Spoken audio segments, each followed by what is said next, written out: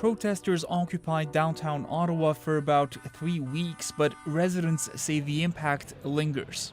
The long-term effects are loss of hearing, loss of balance,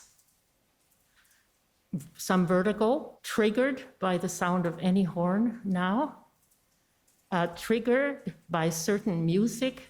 It just was an assault on my hearing. They would increase their honking and target their honking and shout at us.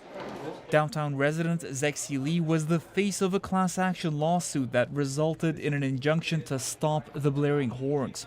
She told the public inquiry into the government's use of the Emergencies Act to quell the protest that police didn't do enough. The people that are supposed to help you weren't helping you. Lawyers for Ottawa police challenged that, pointing out they responded when she received online threats. And the Ottawa police actually attended your residence a couple of occasions as well, correct? That is correct. The Emergencies Act had never been used before.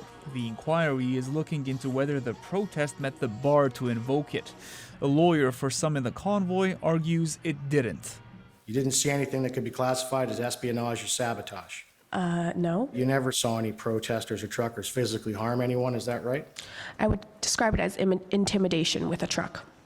The inquiry also heard from an Ottawa city councillor who said the protest forced him and his family from their home.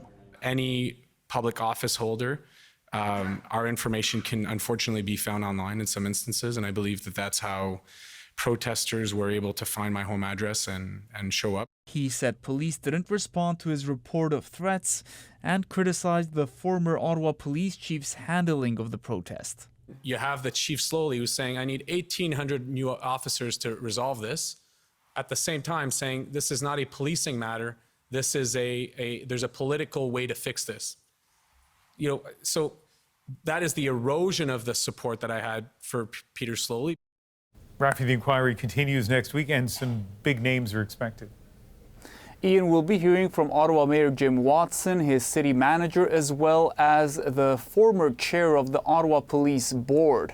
The mayor and the city manager, you'll recall in particular, were involved in some negotiations with some convoy organizers around the idea of moving trucks away from the downtown core.